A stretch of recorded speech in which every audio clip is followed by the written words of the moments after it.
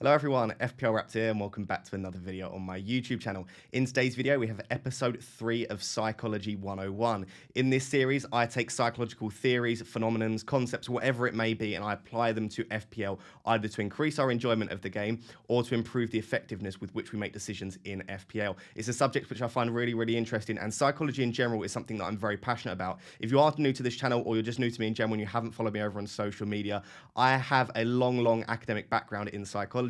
I studied psychology at GCSE level for a few years, A level for a few years. I then did a 3-year bachelor's degree in psychology, followed by a master's degree in sport and exercise psychology. And I'm currently doing a PhD in sports psychology as well, looking at the role of virtual reality in accelerating expertise in elite sport. Alongside having studied psychology for 10 years, during my PhD, I'm also teaching psychology at a university level to bachelor's sports science students as well. So I'm a student, I'm a teacher, and I've been studying psychology both in my spare time and for my degrees as well for over 10 years now. So hopefully with that, you know that you can trust my opinions on this. A lot of it is my interpretation of concepts and my application to FPL. And if there is anything which is a grey area, and I'm not telling you factual information, I will make it clear that it's my opinion. But the point of this is to try and be educational, teach you some things about psychology, and also improve the way in which we play FPL. And I just find it an incredibly interesting subject. So much so, if you do wonder often what the poster behind me is, if you are new to my channel and you're new to who I am as a person within FPL, I have written a book on the psychology of Fantasy Premier League. It's called The Mind Game, Gaining a Psychological Edge in Fantasy Premier League. So I've already applied all of the concepts that I discuss in these videos in a really long format in a book, over 50,000 words applying psychology to FPL. So a lot of the things that we're discussing today, a lot of the concepts will be pulled from the book, but I obviously build on them and I'm able to discuss them in a little bit of a different way verbally as opposed to written. If you are enjoying the content here on this channel and you do enjoy the slightly different content such as Psychology 101 or the video earlier in the week, the mid-season review, let me know down below. I love to do these different videos, but normally we don't have time in and around like the team selection and the game week preview videos. Without further ado, guys, let's jump into it.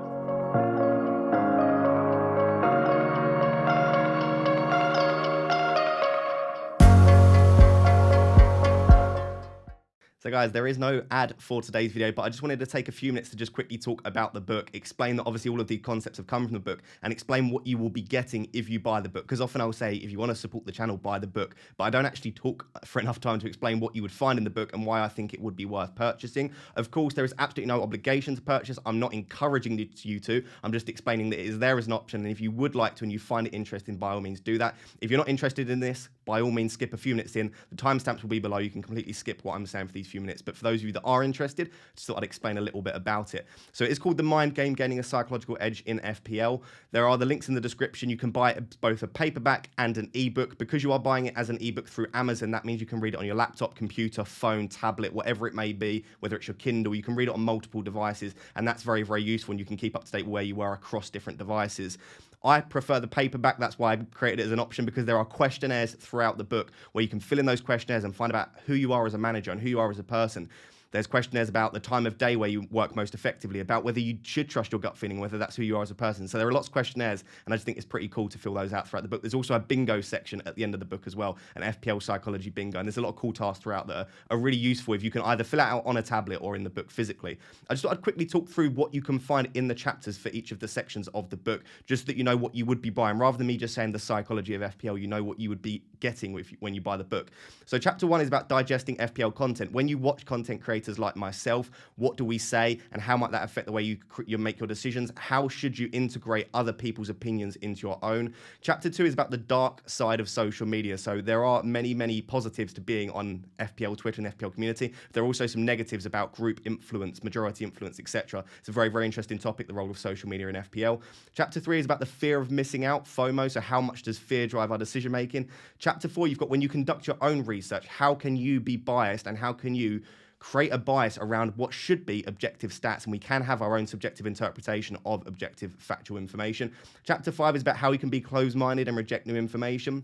We then move on to gut feeling and whether we can trust it, which is, of course, the purpose of today's video. There is a chapter in the book on that, and there's a really long questionnaire in the book as well where you can find exactly how much you should be trusting your gut feeling. Chapter 7 is about risk-taking in FPL. So should we take risks, and if so, when, and how much do they pay off with respect to psychological theories, of course.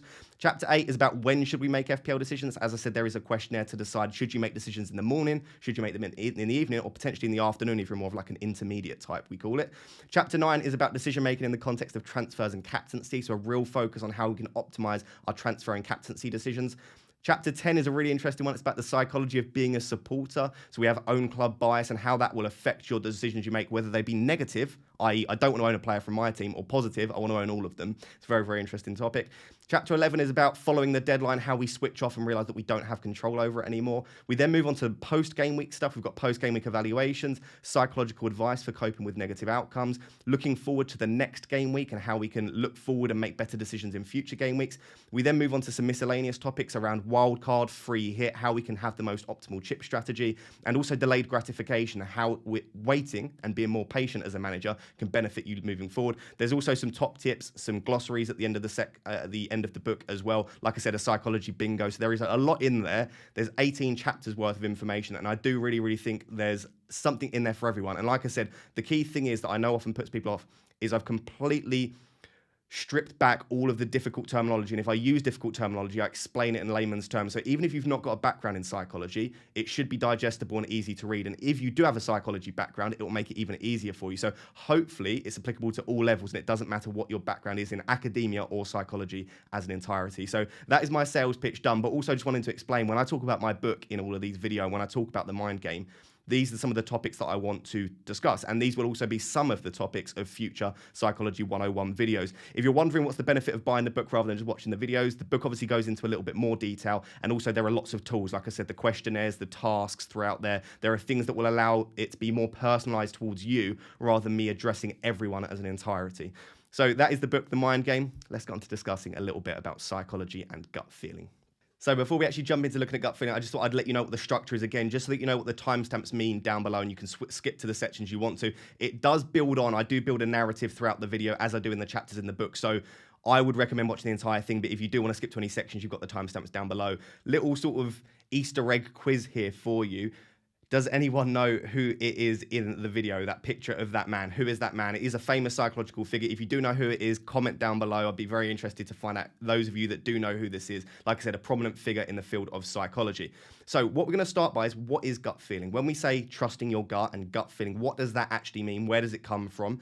We're then going to move on to some evidence in favor of gut feeling. So some of the schools of thought which support using gut feeling in important decision making, such as FPL. We're then going to look at evidence against using gut feeling in our FPL decision making, and whether there are some potential negatives of trusting our gut feeling too much. We're then going to move on to the role of gut feeling in improving and increasing self-confidence, self-trust, and also our enjoyment of FPL and our enjoyment of everyday life as well, and these concepts can all be applied outside of FPL as well, of course.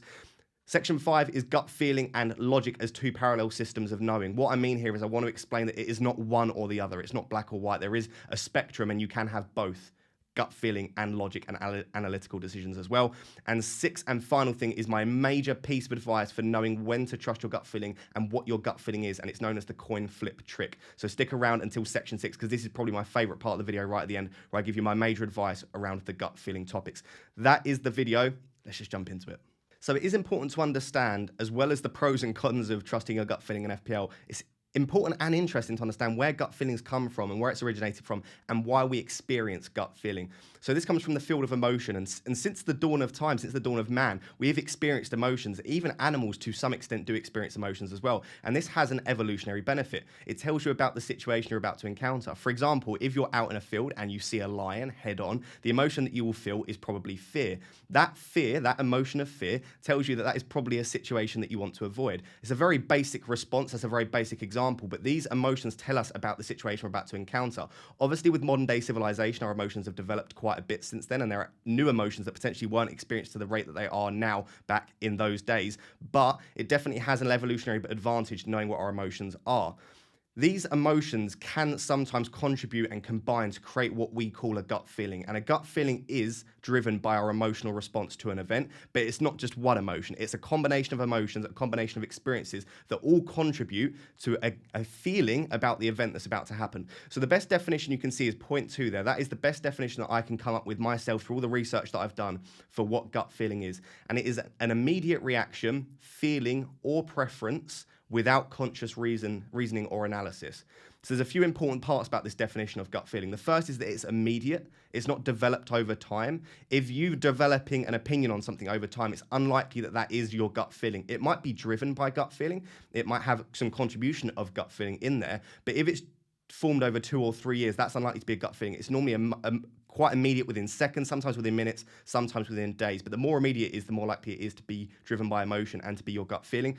The other thing is it can be a reaction, feeling, or preference. So it's not necessarily just a thought. It can be a number of things, and it's without conscious reasoning or analysis. So as soon as you introduce that logic and analysis, as I said, it can be a contribution from your gut feeling, therefore, but it is not solely gut feeling when you start to include logic and reasoning within that as well. So that is the best definition that I can come up with for gut feeling. Often you'll see gut feeling being called intuition, a hunch, or a deep knowing. These are all other words for gut feeling, but in this video we will largely be calling it either gut feeling or intuition, and you can use those two words interchangeably. Damasio did some really interesting research in the 90s, and Damasio suggested that emotion is actually a cognitive process. So we don't want to think about it too much as this sort of raw, evolutionary, caveman style thing. It's actually a cognitive process that can contribute to logical thinking. So we often think about emotions and logical thinking, or gut feeling and logical thinking, as two very, very different things. But what Damasio is saying here is that emotion can actually contribute as a cognitive process to the logical thinking. So often emotion is that first port of call, that first thing that we experience, and that will drive your logic in the long run. So there is quite a lot of research, specifically in the 90s, which suggested that both emotions and gut feeling can drive logical decision making, and perhaps it's not as negative as we have thought in the past. This was then built upon by the absolute legend Daniel Kahneman. So if you haven't read the book Thinking Fast and Slow, if I can recommend one book to read to you, it would be The Mind Game by Ross Dowsett. No, it would be Thinking Fast and Slow by Daniel Kahneman. It is one of the all-time greats in psychology. It was actually written in 2011, so it's a fairly recent book.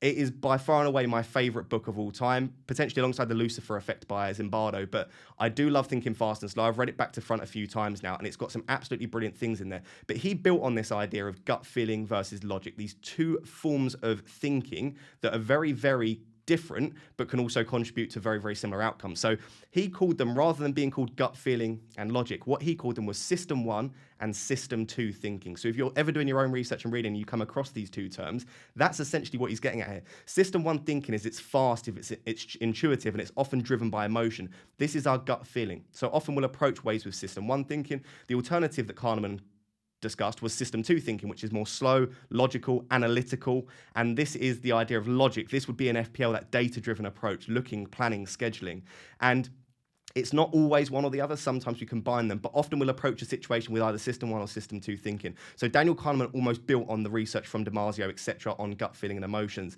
and I just think it's a really, really interesting topic. And my one piece of advice, like I said, apart from obviously reading my book, if you can, is to read Daniel Kahneman's Thinking Fast and Slow. It's absolutely fantastic. And the fifth and final thing is you can complete questionnaires to find out how much you trust your gut feeling and how much you should trust your gut feeling as well. You might think, well, why do I need to fill out a questionnaire to find out how much I trust my gut feeling? I know. But sometimes when we think about who we are as a person, we struggle to understand who we are and the way we behave and the way we think. We've obviously got our own cognitive biases, and sometimes it's difficult to reflect on ourselves. So the best thing to do often is to have an interview with the psychologist, psychiatrist, whatever it may be. If you can't do that, is to fill out questionnaires, which sometimes will give a more honest report of who you are as a person and how you feel on that specific situation. So there are some that you can probably find online to do with gut feeling and logic, and whether you are more System 1 thinking or more System 2 thinking. However, if you do buy the book, there is a 40-item questionnaire in the book, which allows you to understand whether you trust your gut feeling more or whether you trust your logic more as well. So that is a very brief introduction to gut feeling, what it is, the research in and around that. Like I said, do read Thinking Fast and Slow by Daniel Kahneman. Should be maybe your project for 2022 is to read that book. It's absolutely fantastic. I really, really do recommend it. So it's not just in FPL videos that I like to have caveats when I think I might be biased towards something. If you watch my channel for a while, you will know that I try and be as neutral as possible, and I try and present information to you so that you can make the decision rather than me telling you what to do. And that even is the case in the Psychology 101 videos, because I will always have an opinion on whether I think something's useful and how I think something can be applied. And I think it's important that you know that before you take on board what I'm about to say. So I will admit that in everyday life and in FPL, I'm a big believer in utilizing gut feeling. That does not mean that I'm one of those people that's like, ignore stats, ignore logic. I'm a completely just trust my gut. Again, if you've watched the channel for a while, you'll know I'm a very logical person. I'm very methodical with my thought process. My brain and my thoughts are often quite organized, and I think through things quite logically. But I do believe that there are times to use gut feeling, and I do believe truly that if you want to be successful in whatever you do, you need to have some sort of gut feeling in there. But that is an opinion. Please don't take that as factual. That's just my opinion on it. There is not one right thing or one wrong thing. Every situation is different depending on the field, depending on the context as well. Here are some potential benefits that I've found through research and through my own experience of using gut feeling, and we will now start to apply it quite heavily to FPL. The school of thought which suggests that gut feeling is quite useful suggests that many of our complex thought processes and connections actually occur outside of our conscious knowledge. So we know how incredible our brains are, and we're often thinking about things and creating patterns, and we come up with some pretty incredible things, both with respect to FPL and also outside of FPL. We'll create an incredible free hit draft, or we'll write a book or create a video and we'll go, do you know what, that was absolutely brilliant, my brain worked really well there. There are some times, though, where your brain is obviously doing its work, but you're not necessarily consciously processing what it's doing. And a lot of these patterns are being created without our conscious knowledge.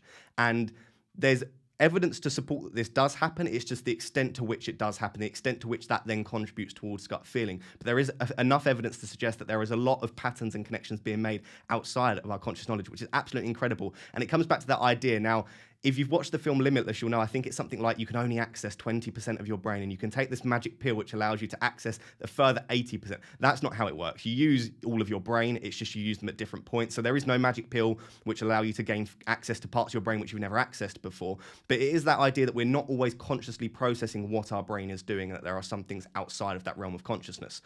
And that is done by Sadler Smith and Sheffy. By the way, you can see all of the citations in the video. If you want me to point you to the actual article to read, just DM me on Twitter or email, and I can send across like a PDF copy of the article if you want to read in depth, like I have been for the book and for these videos as well.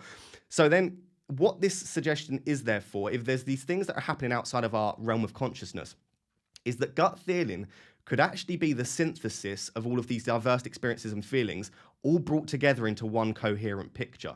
What I mean by that is we've got all of these things happening outside of our realm of consciousness, all outside of our conscious knowledge, and they're happening in response to different events over a long period of time. We've got all of our successes and failures, both in FPL, outside of FPL, all of the decisions that you've made across your life. Your brain has been tracking. Now, they're not all stored, and again, they're not all stored consciously, but you have processed all of them to some extent.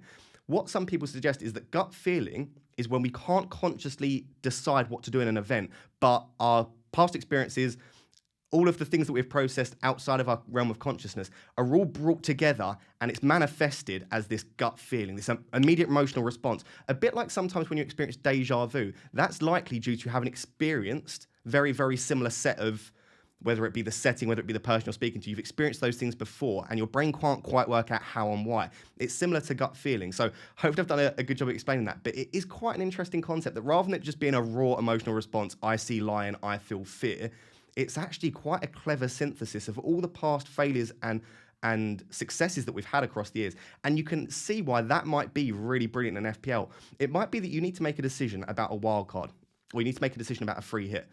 And you've got this feeling in the back of your mind that it's just not quite the week to play it. You've just got this nagging feeling that maybe now is not the time to be aggressive and you want to wait. You might not be able to consciously process that, but you've got this gut feeling that it might not be the time. That gut feeling might be pulling on your past experiences in FPL and outside. It might be pulling on past experiences of playing a chip too early, or being a little bit too aggressive, or not considering future potential benefits of holding a chip. There are all these things that you would have, if you played FPL before, even if you had decisions to make, whether it be like chess or gaming, whatever it may be, you would have had to make decisions like this in the past. And sometimes your brain will consciously process those outside your conscious knowledge, and then it will manifest itself in the form of gut feeling. So I'll keep on repeating myself here, but I think that there is definitely something to this.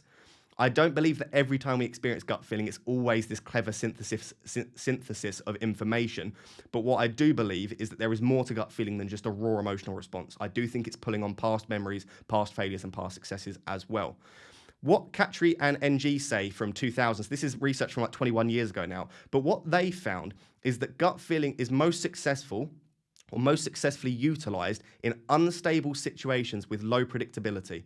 So what they were looking at here is, yes, gut feeling can be useful, but is there a specific environment or a specific type of decision in which gut feeling is most useful? And what they found is when their conditions are really stable and predictable, of course, using gut feeling isn't going to be a good idea. For example, say you're investing and you know for a fact, and this never happens, but you know for a fact that the market increases at 3% every single year, and it always happens at the same time of the year. There's very little need to trust your gut feeling. It's going to increase at the same percentage each year, and it's going to increase at the same time each year. So you buy the dip and you sell when it's high, right? We're not going to invest in too much here, but you follow a very specific set of trends that always occur in a very specific format. There's no need to trust your emotions. There's no need to trust that nagging gut feeling because it always follows the same trend. It's predictable and it's stable. However, When it's not predictable and stable, it doesn't always follow the same trend, and it's not always going to go in a really logical and analytical way. Sometimes you need to respond quickly and you need to have that gut feeling because it's not going to be easily predicted. It's unstable. I'll let you decide, but in my opinion, FPL is highly unstable and it's highly unpredictable. We are trying to predict in the future how human beings will kick a football around a pitch.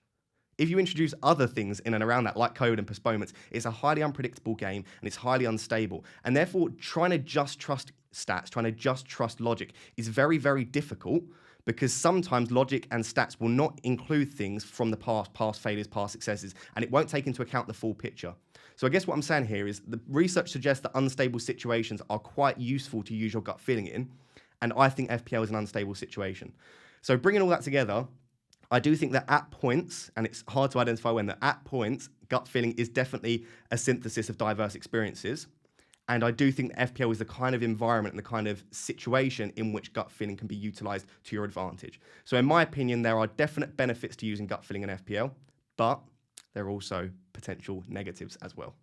As with my regular FPL videos, I like to create a completely balanced picture. I like to offer you both sides of the story and I'll let you come to the conclusion, but I will of course give my opinion as well. So there, as always with everything in psychology, if you've studied psychology, you'll know this for a fact, but everything in life, there's always people that think that something's fantastic and there's people that think that it's terrible, and then most of us sit somewhere in the middle. But there is definitely quite a bit of evidence to suggest at times using your gut feeling can actually be quite a serious detriment to you. What I would say is that I think generally speaking, the times when it is a massive detriment don't quite apply to FPL, and I will explain why, but I'm going to go through the negatives first, and I'll give them their credit because they are potential negatives of using your gut feeling. The first is that if we over-rely on what we consider our gut feeling, we can sometimes engage what I've discussed in the past videos, known as the Semmelweis reflex, and halt our improvement.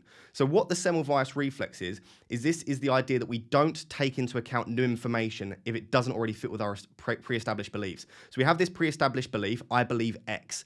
If Y information comes in that suggests that you shouldn't believe in X, we sometimes reject that because we've got this established belief that X is correct and that we want to believe that X is correct no matter what. So it's almost the idea of the Semmelweis reflex, if you want to sum it up, as being closed-minded. And I think, or stubborn, and I think a lot of us as FPL managers are definitely stubborn and will definitely continue with an idea which is known as planned continuation bias. We'll continue with this idea despite new information arising which suggests that we shouldn't continue with that idea.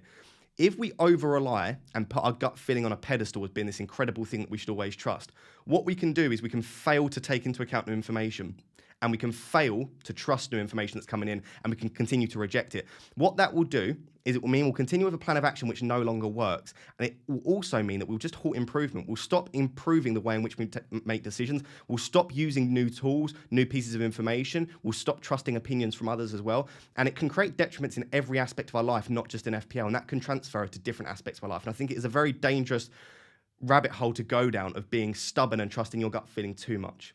So this is only an issue when it's over-relied upon, but I would be very, very careful that you don't rely too much on it because you can be very closed-minded as a result. Always try and be open-minded, even if you are relying on your gut feeling. There's quite a bit of evidence by Guthrie et al. In 2007, there's a fantastic paper, that trusting your gut feeling can lead to severe and systematic errors. Now, I think what the point of this is that trusting your gut feeling can give you that edge at points. However, trusting your gut feeling can swing the other way even further, and it can lead to some real severe and systematic errors due to the Semmelweis reflex being engaged, being closed-minded, trusting your gut too often, but also you fail to sometimes take into account the logic and the analytical side of things. And in everything that you do in life, you do need some logic and some analytical decision-making in there as well. You can't just trust your emotions. You can't just trust your gut feeling. You need to take into account some logic as well in everything that you do. So there's quite a bit of research. This was actually in court cases with judges. So it was obviously a very, very different thing here. Very, very different decisions to be made with a much bigger impact than what we have. We're talking about prison sentences with these judges, whereas us, we're talking about getting a green arrow or a red arrow. But there is definitely research to suggest that if we do over-rely on our gut feeling, it can lead to severe and systematic errors. So I would be very careful and over-relying once again on your gut feeling. If you do want to read the Guthrie paper, you can search for it online or just DM me and I'll send it to you because it's a really interesting paper. The third point then, and this is a very, very critical point, which sometimes goes under the radar with respect to gut feeling, is what is gut feeling, right? I've explained what it is and I've defined it, but how do you know what you are feeling is your gut feeling and not an emotion, or you're not influenced by another person? So here are some things that we often misattribute and we say as our gut feeling, but actually isn't.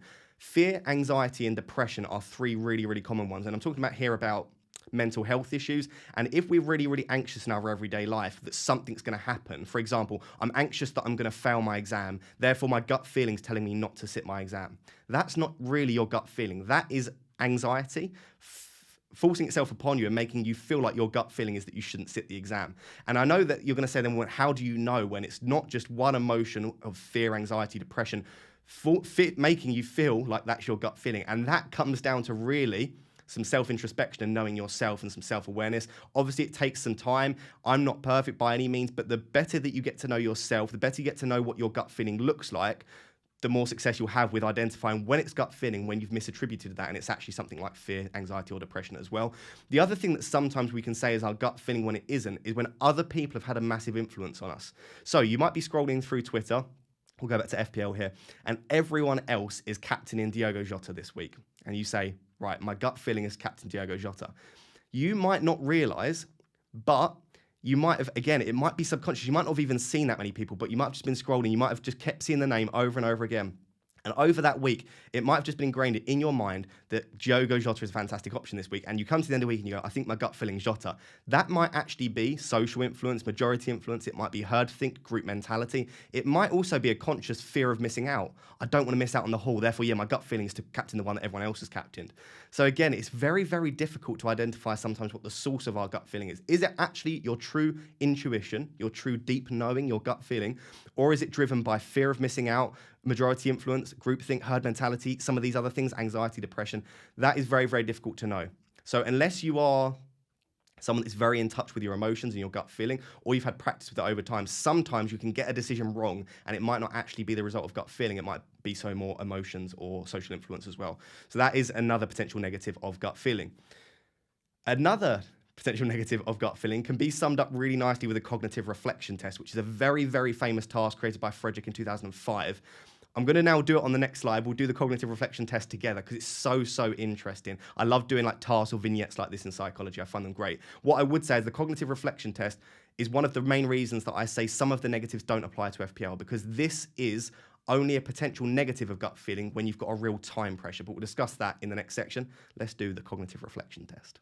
So guys, this is the cognitive reflection test you can see on your screen. Don't read just yet if you've not tried it before. I'm going to read through the questions, and as soon as I've finished reading through the questions, I'd like you to attempt the cognitive reflection test quickly. I don't want you to think for too long about the answers, because if you think for too long about the answers, it's no longer gut feeling and you're going through your logical analysis of these questions. Here are the questions. I want you to come up with your immediate response. After you come up with an immediate response, i.e. what you immediately think the answer would be, you can then go through and have a real think and see if you can get the answers, because they are quite difficult. As you can imagine, it is not what your immediate response would think. First question or statement. A bat and a ball cost £1.10. The bat costs £1 more than the ball. How much does the ball cost? That is the first question. Question 2. If it takes 5 machines 5 minutes to make 5 widgets, how long would it take 100 machines to make 100 widgets? In minutes. And then the third and final question. In a lake, there is a patch of lily pads. Every day, the patch doubles in size. If it takes 48 days for the patch to cover the entire lake, how long would it take for the patch to cover half of the lake? So 48 days to cover the entire lake. How long for half the lake? So those are the 3 questions. Pause now. Attempt them really quickly, gut feeling. And then after that, go back through and attempt them logically. See if you can get the answer. I'm going to reveal the answers in the next section. So pause now and give it an attempt. So hopefully a few of you had a go at that. If not, hopefully you still find the answers interesting. What I'm going to do is I'm going to go through the answers, and then after that, we'll go through what this tells us about gut feeling and some of the potential negatives that it tells us about gut feeling. If you did attempt the gut feeling response and then also the logical one, compare them side by side, hopefully it will sort of prove the point that I'm trying to make. I know myself, I even struggled to get the answer to this even after sitting there and having a real think about it. They're almost sort of like riddles or puzzles, and they're actually a lot harder to answer than you might think. So the first question is, a bat and a ball cost £1.10. The bat cost £1 more than the ball. How much does the ball cost? Your initial gut feeling response might have been 10 pence. That, of course, would not work. If the ball was 10 pence and the bat cost £1 more, that would mean that the bat cost £1.10. If you add those together, it would be £1.20. So that would not work. Therefore, the correct answer is actually 5 pence. If the ball's 5 pence and the bat cost £1 more, the bat would cost £1.05. If you add those together, is £1.10. So the correct answer for how much the ball costs is actually 5 pence. Question 2 is, if it takes 5 machines 5 minutes to make 5 widgets, how long would it take 100 machines to make 100 widgets? Now, the answer that comes to mind because of the 555 is 100, 100, 100, 100, of course. However, what this actually tells us, if you read it and actually think about it, 5 machines taking 5 minutes to make 5 widgets, that means that it takes 1 machine 5 minutes to make 1 widget. Therefore, the correct answer is actually 5 minutes. It would take 100 machines 5 minutes to make 100 widgets. And again, that is not the natural response. The natural response would be to quickly say, well, 100. So again, your gut feeling there might lead you astray and might lead you to make quite a clear error once you actually take a look at the logic of the question. Question 3. In a lake, there is a patch of lily pads. Every day, the patch doubles in size. So it's doubling in size every day. If it takes 48 days for the patch to cover the entire lake, how long would it take for the patch to cover half of the lake? If it's doubling in size every day, that means that if you was to reverse it and go back, it would be halving in size every day. So if on day 48, the lily pads cover the entire lake, on day 47, it would cover half the lake.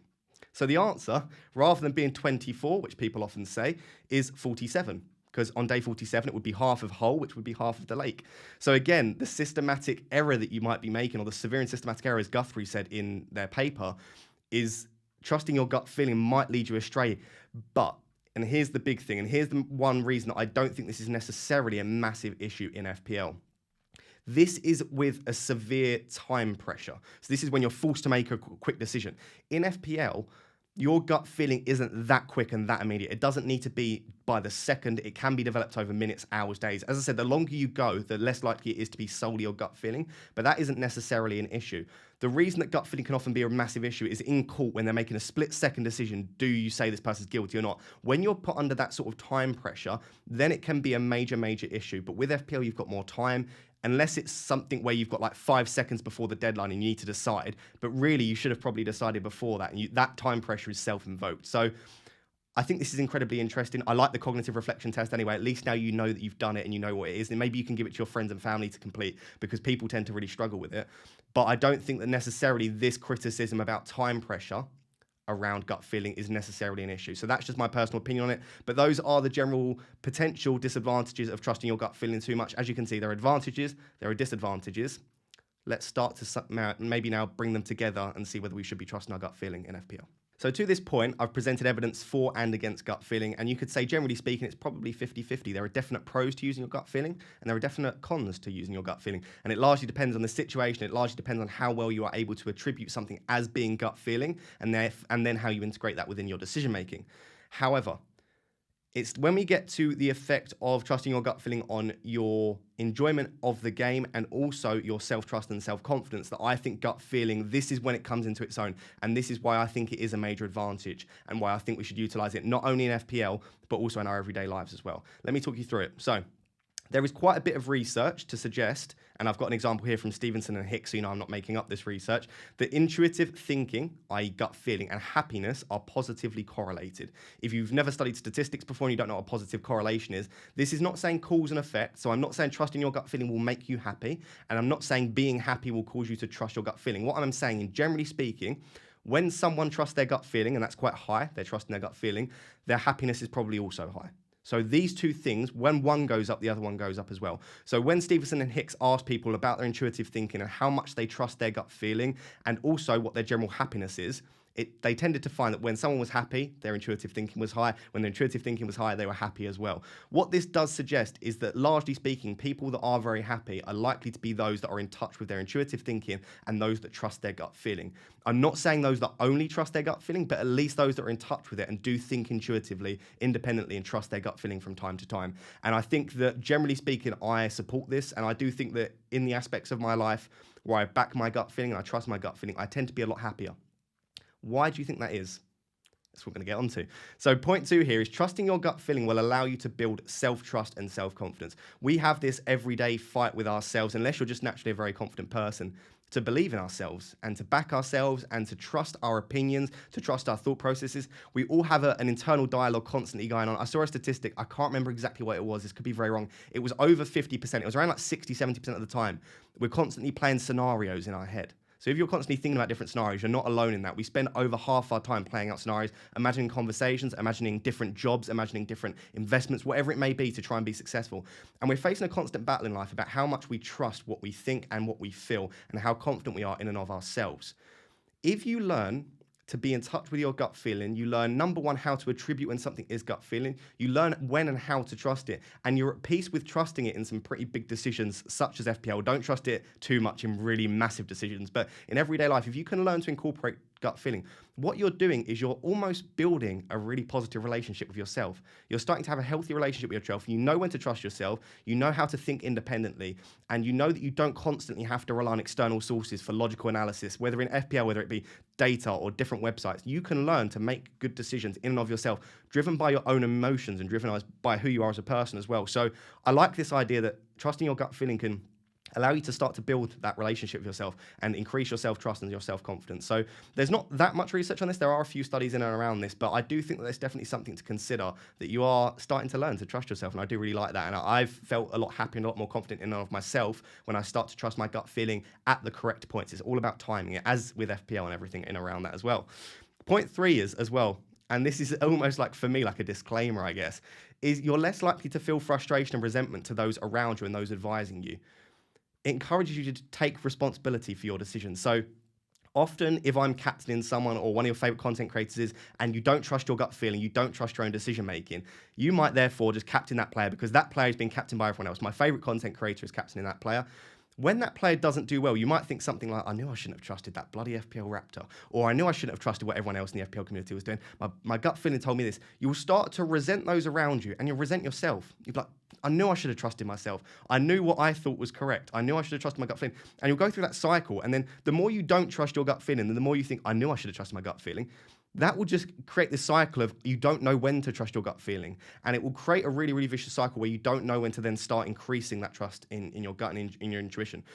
And you don't want to resent those around you. I'm trying to provide you with great FPL advice. A lot of other FPL YouTubers, people that write articles, podcasts, they're all trying to help you where they can. And it's not fair on those people as well, and your friends and family and those that you chat with, to take their advice, trust their advice, not trust your gut feeling, and then resent them when it goes against you.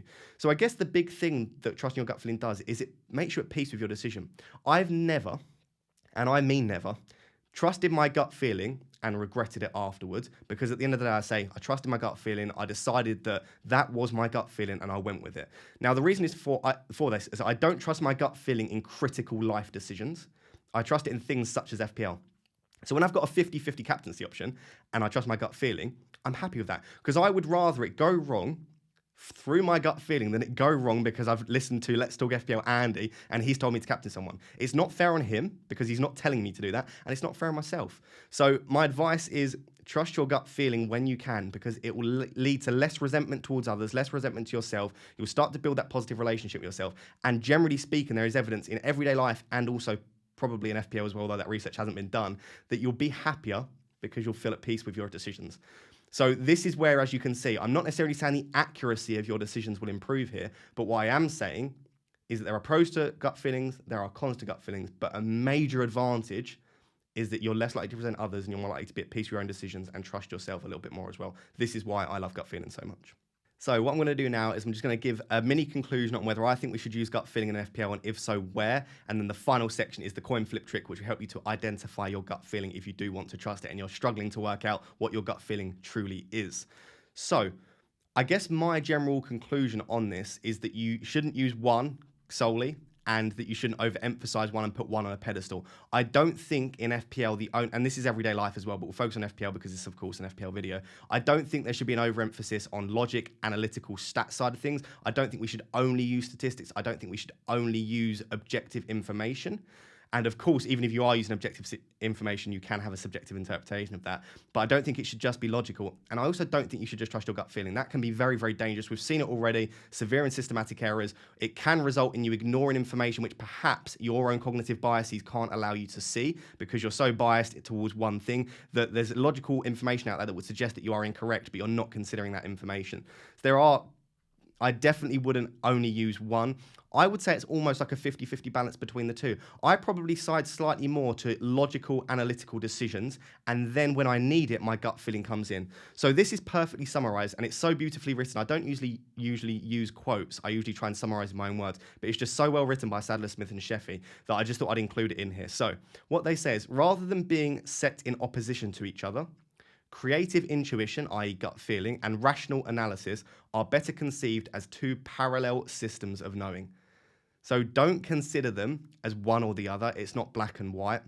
It is two parallel systems of knowing, and they should constantly contribute towards your decision making. And I think that's such a beautiful way to look about it. There are pros to logical, there are cons to logical, there are pros to gut feeling, there are cons to gut feeling as well. We should use them both, use them when they are suitable, and learn to use them in tandem with each other. And I think that is it sounds like a very wish-washy conclusion to come to, but we don't always need to come to a very extreme conclusion with these things, especially in psychology. This here out is my opinion based on all of the research that I've done, my background, and also what I've found useful in the past. You can see there's a disclaimer here. This is not factual. This is just how I use gut feeling.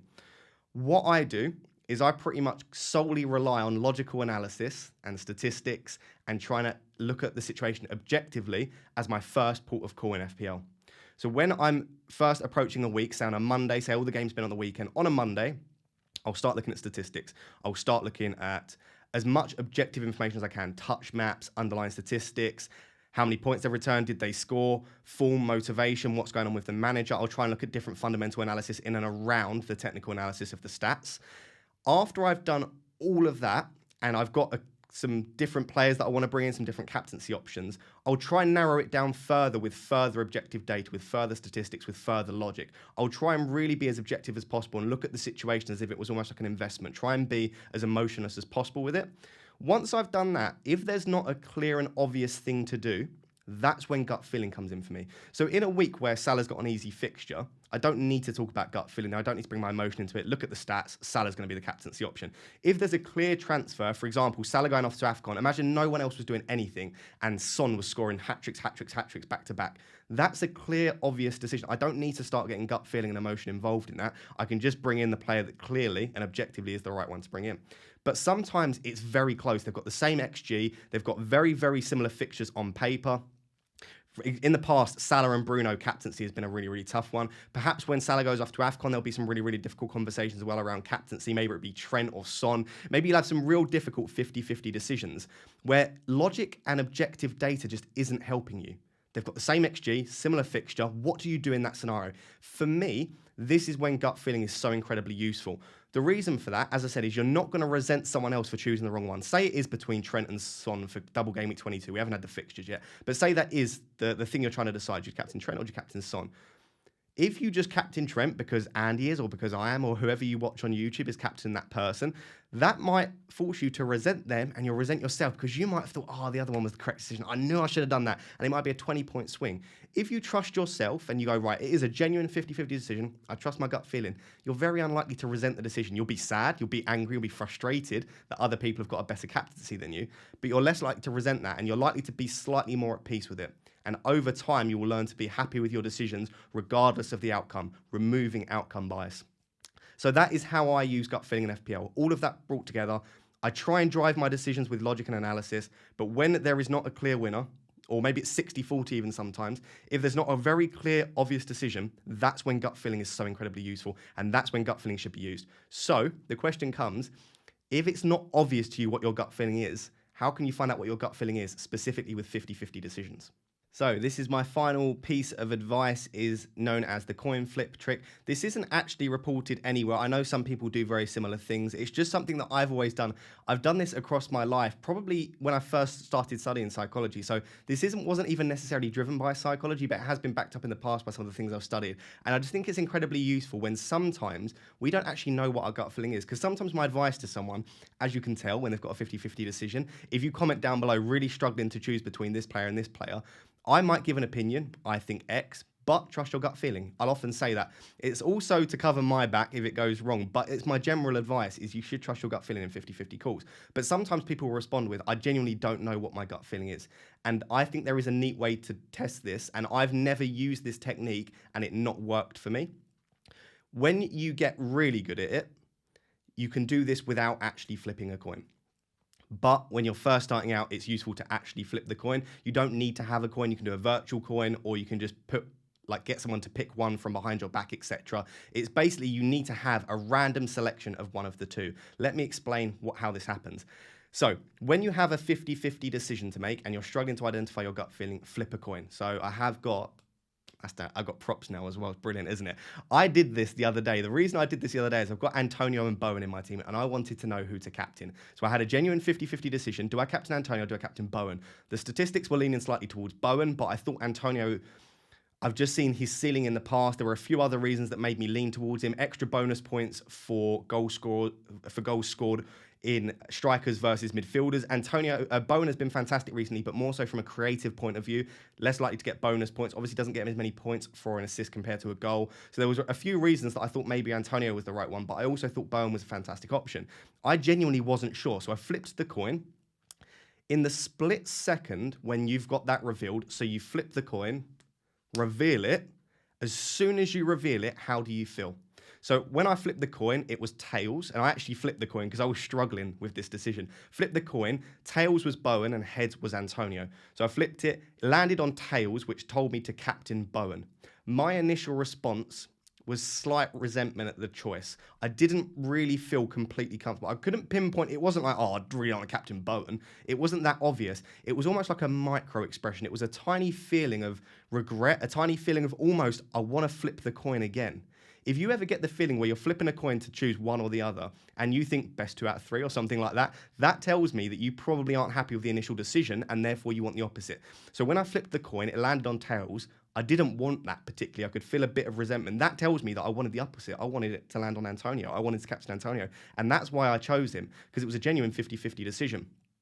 The thing is, it has to be immediate. If you flip the coin, it lands, you look at it and you go, how do I feel about that? You're going to start bringing logical analysis into it. You're going to start actually thinking about the decision. And if it's very clear after thinking about it, you wouldn't need to flip the coin in the first place. So my advice is, as soon as you do it, think, how do I feel? How's that made me feel?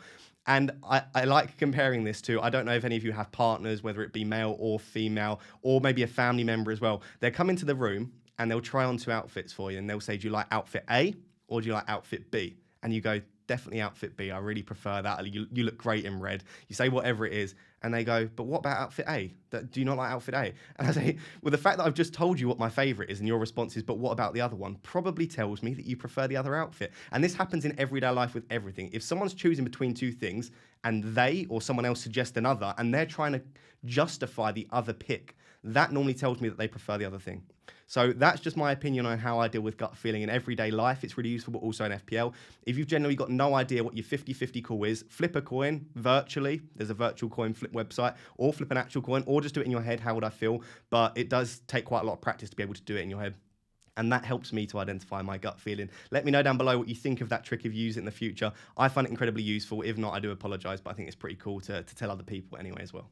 So guys, there you have it. That is Psychology 101, Episode 3, complete, the role of gut feeling in FPL and whether we should trust it. I hope you enjoyed the 3rd installment of this. I'm obviously not doing them every single week just because there's only so much psychology, and we've got so many other videos that are actually specifically related to that FPL game week that are obviously important to get out as well. So I bring them out every 1 month, maybe every 2 months as well, but I do hope that you really enjoy them. I absolutely love it. I love talking about psychology. I'm obviously a psychology lecturer, so I talk about psychology for my day job as well. I find it incredibly interesting, and I hope you guys do as well. What I would say is if you've got any ideas for what you would like me to discuss with respect to psychology and FPL, do comment them down below. I've obviously got an incredibly long list both from my book and ideas in and around that. I think the next one will be the role of social media in influencing our FPL decisions. The reason for that is when I did the vote the other day, that actually received quite a few votes. This one received a lot more, the role of gut feeling, but that did get quite a few. So I think the role of social media, whether that be YouTube, Instagram, Twitter, whatever it is you use, Reddit, I'll try and go through a few of those and how they might influence our FPL decision making. I think that'd make for a really interesting discussion. I called it the dark side of social media, and I think it's just really, really interesting to think about how social interactions, virtual interactions, will affect the way we make decisions. If you are enjoying the content here on this channel in general, please do remember to like, comment, and subscribe. I obviously massively appreciate it. And if you would like to purchase my book off the back of this video, if you think you've enjoyed it, obviously I talk about gut feeling in more detail than I have in this video, and it's gone through in a structured way. Like I said, loads of questionnaires, tasks throughout, such as the cognitive reflection task. There are so many different things in there, and I think you will get value value out of the book. It's at a fairly cheap price for what you're getting as well. You're getting 10 years of education for less than £10. So I do think it's worth it. But if you don't want to, obviously there's absolutely no obligation to do so. Thank you so much for sticking around and watching this video. If you have watched to the end, as always, let me know down below that you're one of the people that watches till the end. Till next time, guys, thank you so much for watching. Cheers. Bye-bye.